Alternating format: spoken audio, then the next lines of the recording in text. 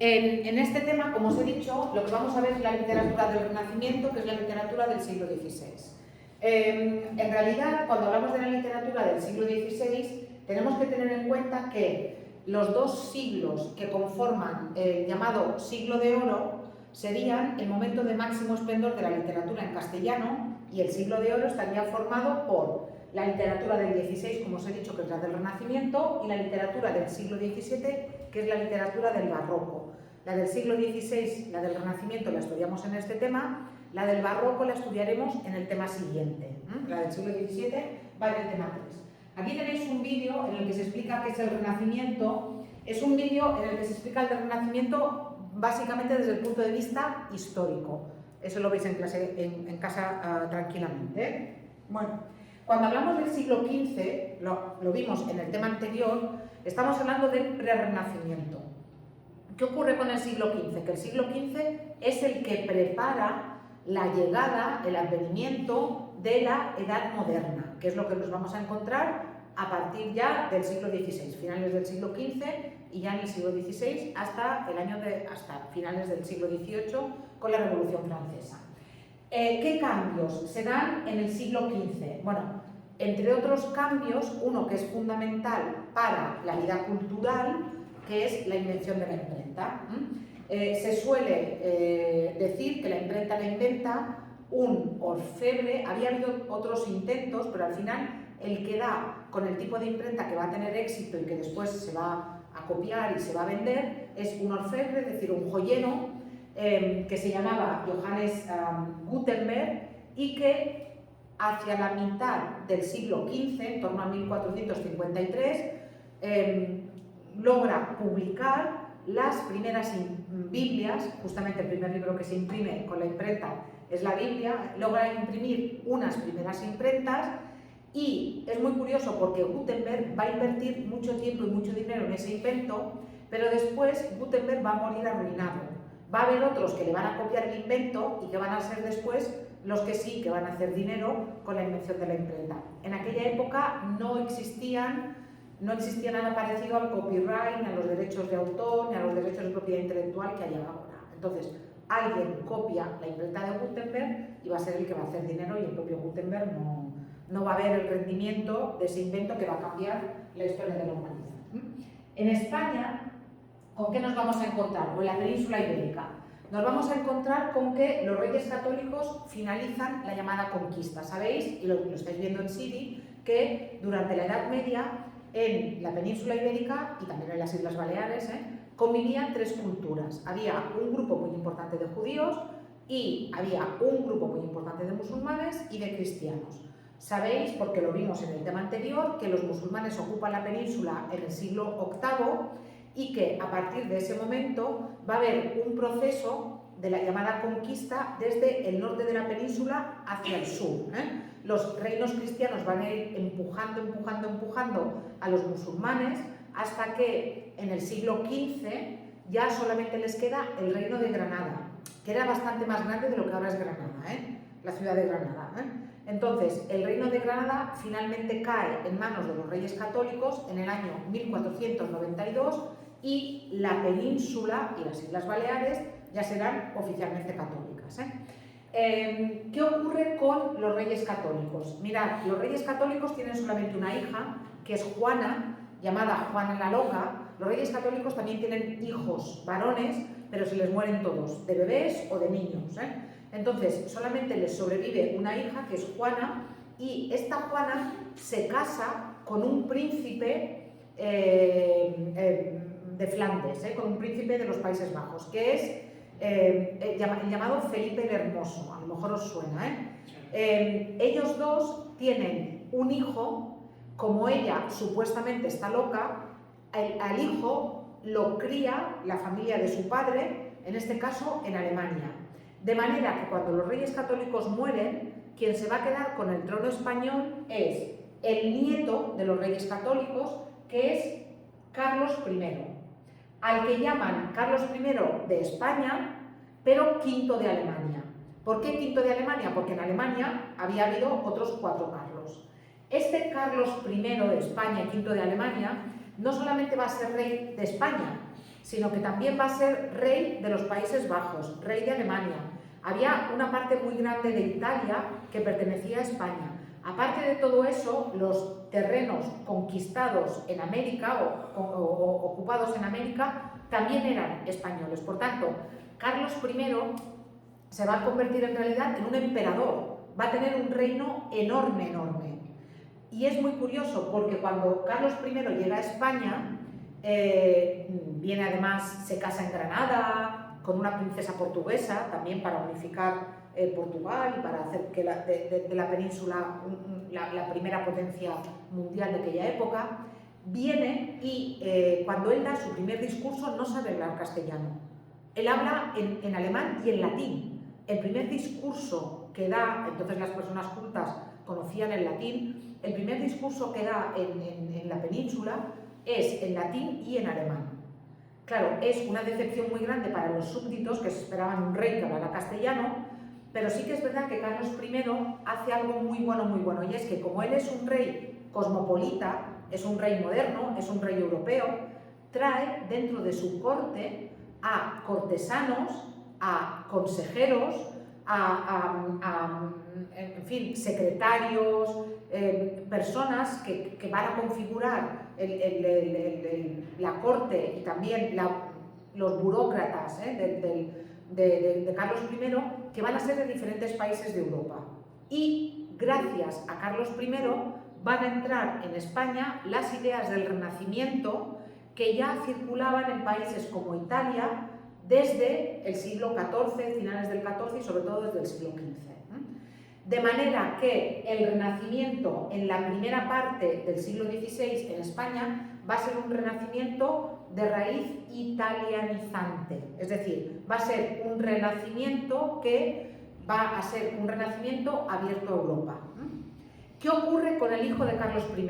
Carlos I gobierna básicamente la primera mitad del siglo XVI.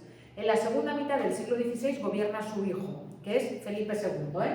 ¿Qué ocurre con Felipe II? Durante los últimos años del reinado de su padre se ha producido la ruptura de la Iglesia Católica. La Iglesia originalmente única se rompe entre cristianos católicos y cristianos protestantes.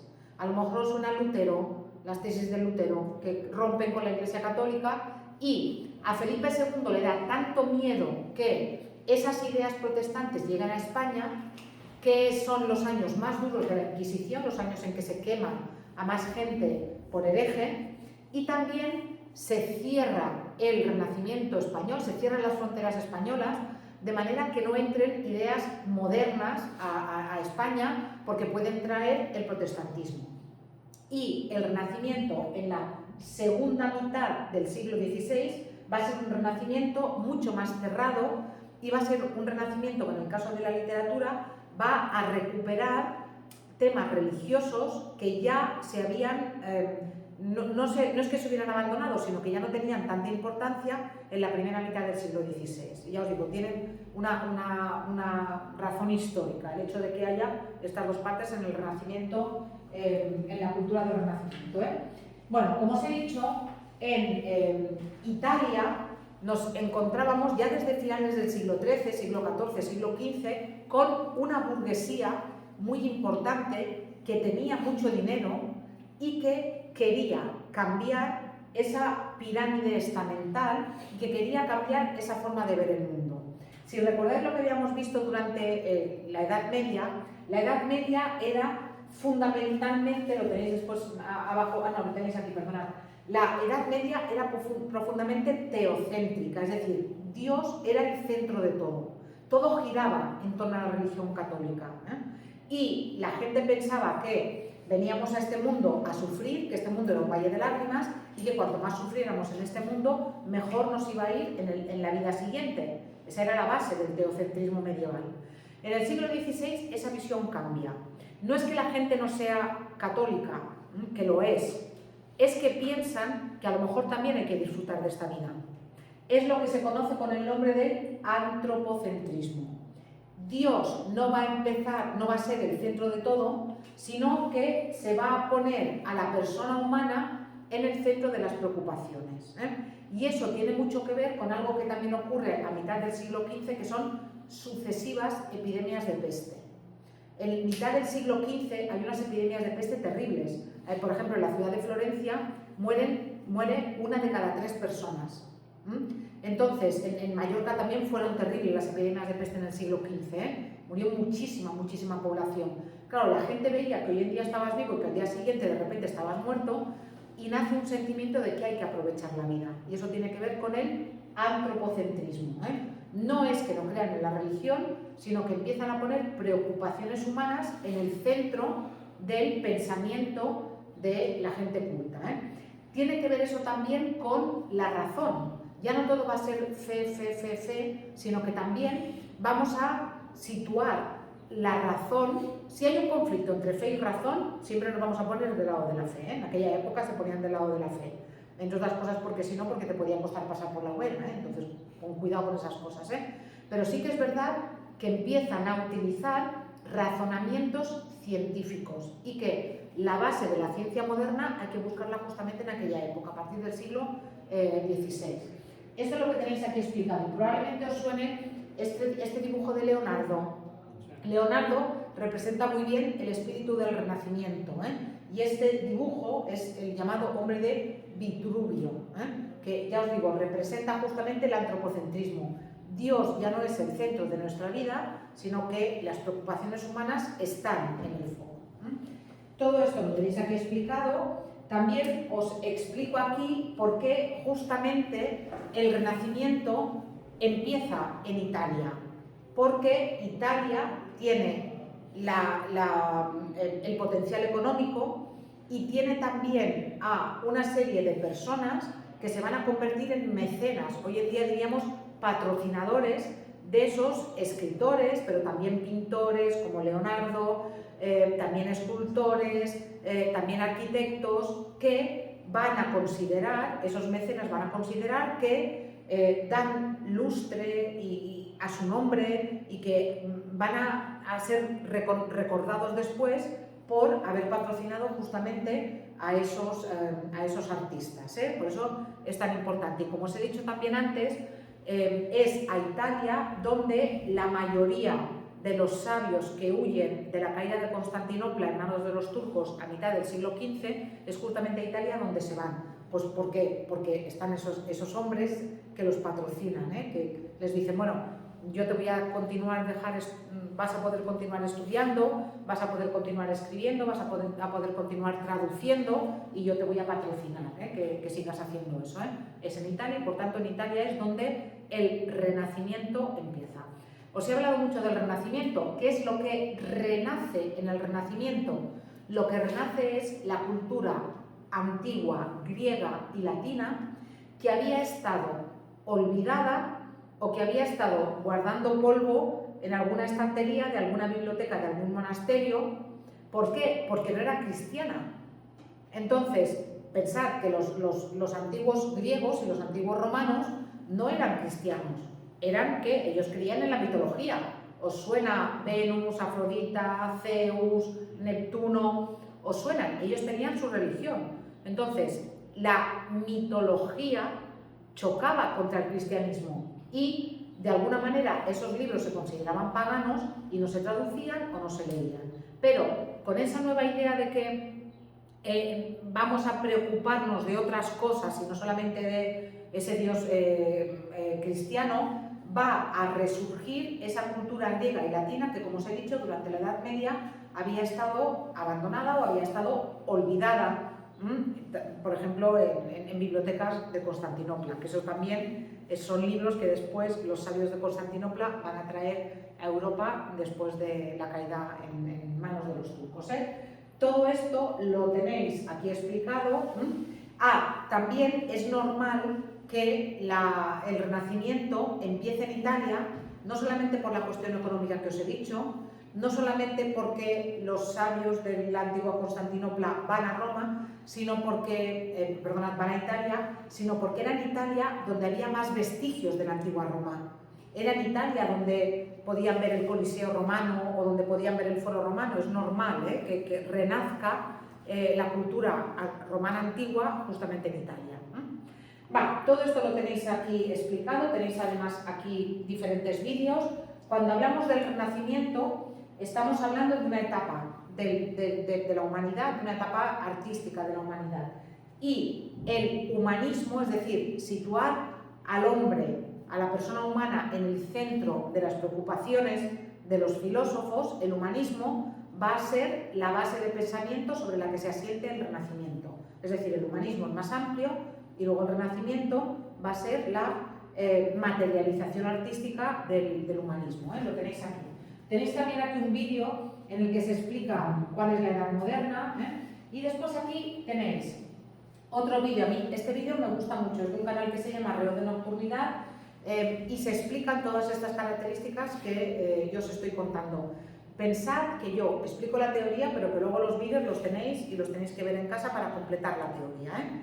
Y mirad, el Renacimiento, al final, cuando hablamos de características generales artísticas, nos lo vamos a encontrar en una serie de rasgos que son fundamentalmente los que tenéis aquí. Primero, el ideal renacentista es el amor puro. Es lo que después nosotros vamos a llamar amor platónico. Platón, que es un filósofo griego del siglo V a.C., había estado prácticamente olvidado durante la Edad Media. Y a Platón se le recupera justamente durante la época del Renacimiento. Platón considera que contemplando cosas bellas y considerando bien las cosas bellas, estamos más cerca de la perfección. Los renacentistas van a llevar eso al amor humano, diciendo que contemplando la belleza y amando, aún sin ser correspondidos, estamos más cerca de Dios. Por eso, el concepto de amor platónico, que parece que es una cosa muy moderna, tú amas a alguien aunque esa persona no te corresponda, el concepto de amor platónico tiene sus raíces en la antigüedad griega, pero va a ser reinterpretado, va a ser rehecho durante el Renacimiento. Nos vamos a encontrar, sobre todo con obras de poetas, en las que nos vamos a encontrar siempre el mismo modelo. Un hombre que está irremediablemente enamorado de una mujer, pero ella no le corresponde, bien porque ella está enamorada de otro, o bien simplemente porque ella no sabe que él la ama. Pero él la sigue amando porque amándola, él se perfecciona, se purifica y está más cerca de Dios. Y evidentemente esa mujer a la que pensaba que lo tenéis por aquí, bueno, no lo tenéis, pero luego más adelante lo explico, cuando hablo de la literatura en concreto. Esa mujer tiene unas características físicas muy determinadas, que son características muy parecidas a las de la belleza ideal de hoy en día. Son mujeres en general esbeltas, rubias, de ojos claros, de piel clara, de cabello largo y que flota al viento, es decir, unas características que son muy parecidas a las de la belleza de ahora, que no eran exactamente las mismas de la Edad Media. Además también se nos va a presentar la naturaleza, también no como es, sino como debería ser. ¿Por qué? Pues otra vez, porque la naturaleza tiene que ser reflejo de ese mundo perfecto, y nos vamos a encontrar también con que, a diferencia de la Edad Media, la naturaleza va a empezar a formar parte de las obras literarias. Nos vamos a encontrar con obras literarias donde se describe el paisaje, mientras que durante la Edad Media no era habitual. Además de todo eso, nos vamos a encontrar con un estilo que los autores quieren que sea un estilo fácil, natural y equilibrado. Cuidado, Hoy en día a nosotros probablemente nos resulte difícil, porque pensad que estamos leyendo textos que tienen 500 años.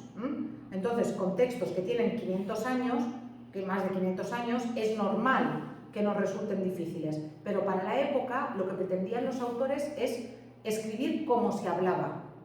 Es decir, escribir de una forma natural y de una forma clara. Además de todo eso, nos vamos a encontrar con un nuevo ideal de lo que se va a llamar el cortesano. El hombre ideal en el Renacimiento es aquel que es capaz de luchar y capaz de escribir. Eso es lo que define el cortesano, lo que define al modelo de hombre renacentista. Aquel hombre, lo de las mujeres ya, si eso otro día, pero bueno, en fin, como siempre o como casi siempre, allí como orilladas y olvidadas.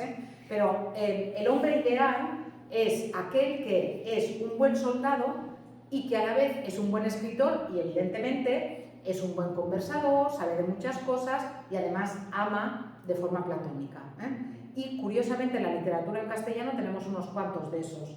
A lo mejor os suena Miguel de Cervantes, el autor del Quijote, que era soldado y que también era escritor. A lo mejor no suena Garcilaso de la Vega, que es el autor del que os voy a hablar, el poeta del que os voy a hablar en la poesía del Renacimiento, pero Garcilaso de la Vega murió en un asalto a una fortaleza, era soldado y era escritor.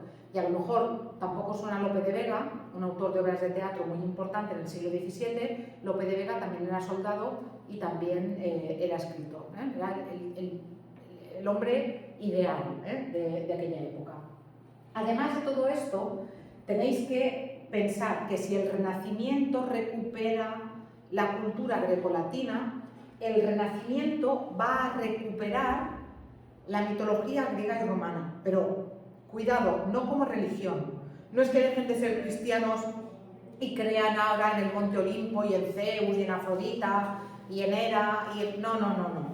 Recuperan la mitología griega y romana y van a utilizar la mitología griega y romana como motivo artístico.